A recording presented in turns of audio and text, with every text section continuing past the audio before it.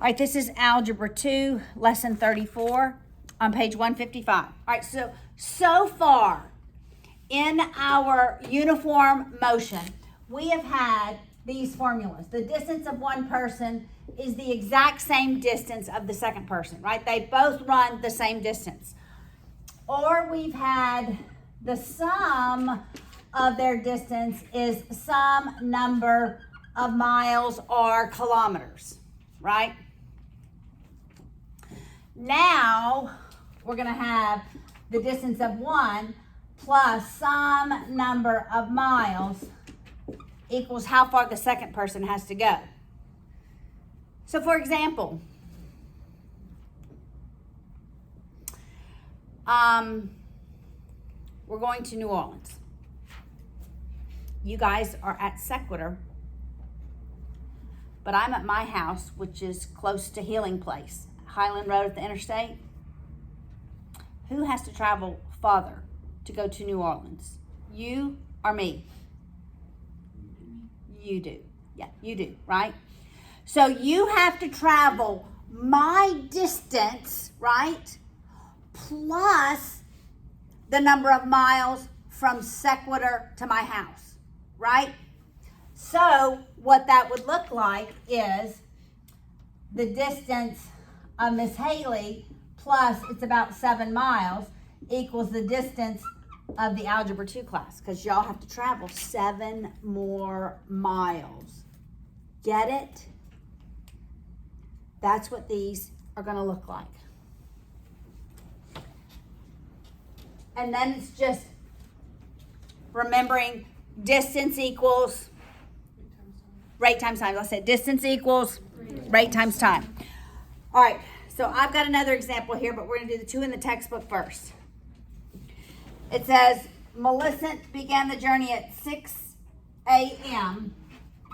So I'm going to write M, and at 6 a.m. And the rate of M is 50 kilometers per hour. Beauregard, so now we have this B guy, began her chase. Well, it's a girl. At 10 a.m. At 60, the rate of Beauregard is 60 kilometers per hour. What time was it?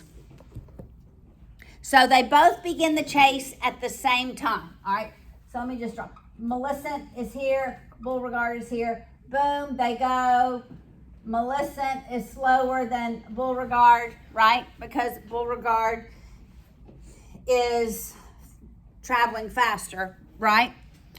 So what time was it when Beauregard got, well, but he left later, so he's chasing her, but he can't quite get to her because he leaves. How are their times related?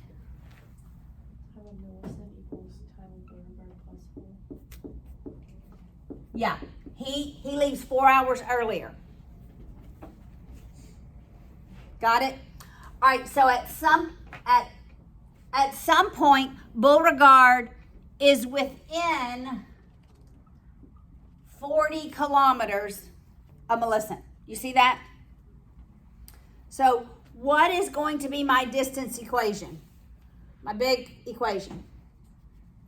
Therese. So like the distance of Millicent equals the distance of Beauregard plus 40. Yeah, because Millicent goes 40 more kilometers than Beauregard travels. Make sense? Everybody good with this? All right, now we're just going to substitute in rate times time. We know the rate of Millicent is 50. And for time of Millicent, we're going to substitute in TB plus 4. Make sense? Why did it be plus 40? 4 hours, time. We're going to put the plus 40 over here. Yes, you are right about the 40. All right, the rate of B is 60. We're going to leave his time, that, and we're going to add 40 kilometers to how far Beauregard has to travel, because that's how far Millicent has traveled. Make sense? Distributing this 50, we have 50 times a B plus 200 equals 60 times a B plus 40. I'll move my variable to the right, my constant to the left. So we'll subtract 50 TB from both sides. To eliminate that on the left-hand side, we'll subtract 40 from both sides, because remember that's a major rule of algebra. And we're left with what? 160 equals 10 time of Beauregard. When we divide by 10, what's the time of Beauregard? 16, must be hours, 16 hours. And what question was it asking us? What time was it when Beauregard got within? So if Beauregard has traveled 16 hours, he begins at 10 a.m.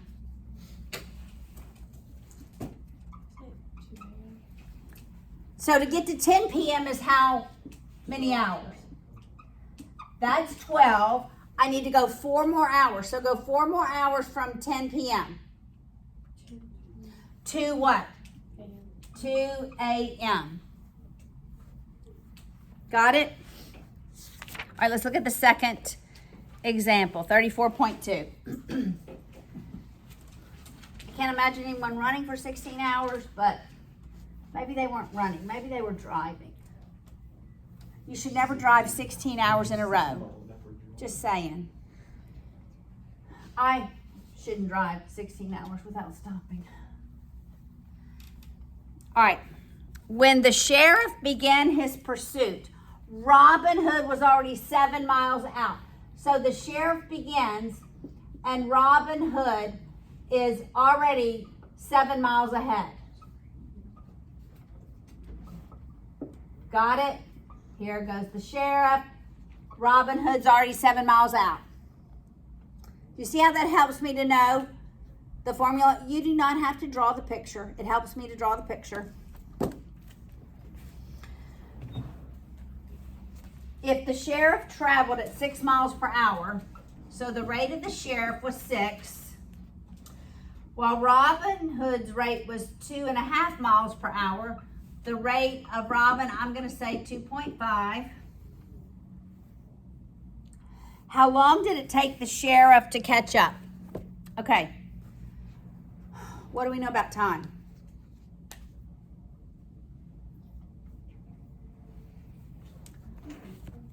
They're equal, because when Robin Hood is here and the sheriff is here, they travel the same time until they meet up. So the time of the sheriff equals the time of Robin Hood. So instead of using TSTR, I'm just going to make time, just T. When your times are equal, you can do this. All right, so what is going to be my distance equation? Will, what's going to be my distance equation?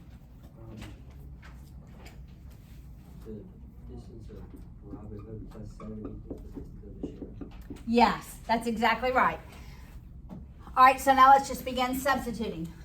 The rate of Robin Hood is 2.5 times time plus 7 equals the rate of the sheriff, 6 times time. I'll subtract the 2.5 time, moving my time, my variable, to the right, so that I end up with 7 is 3.5 times time. When we divide by 3.5, how long have they been traveling? 2 hours. And it said, how long did it take the sheriff to catch up? Have we answered that question? How long is what? Time. How long is time, right? How far is distance? Okay? All right, now I have this one other example on the board. Matthew was 1,200 yards ahead when Lowe began his pursuit. I thought, I really should change the name Lowe. I don't know why. Maybe Logan? I don't know. I couldn't come up with an L, but I needed them to be nice letters. Okay, so Matthew was 1,200 yards ahead when Lo began his pursuit. If Lo ran 3 times as fast as Matthew and overtook him in 30 minutes, how fast were each of them running? Okay, so what's going to be my big equation?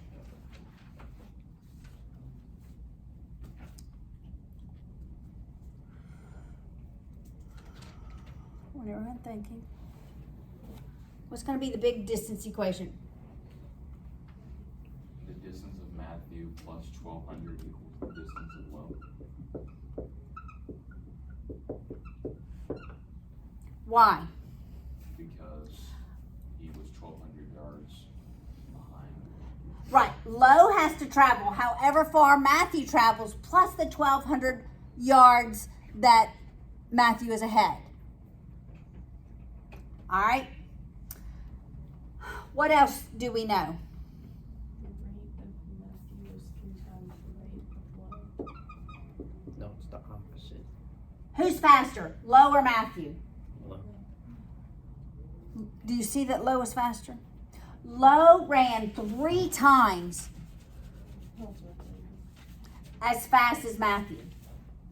So Lo is actually faster. What's our time? For both of them? Who said that? For both of them? Yes. So the time of Matthew equals the time of Lo, and they're both 30 minutes. All right. So rate of M, I'm going to leave because I'm going to substitute this in for Lo. Make sense?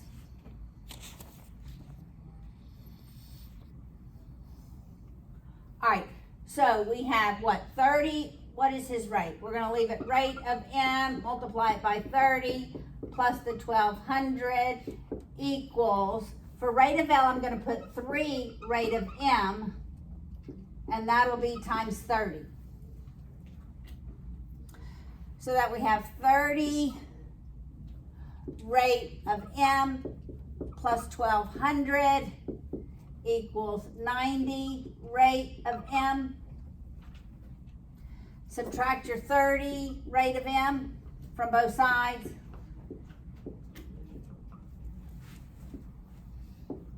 So we end up with 1,200 equals 60 rate of M. When we divide by 60, what do we have?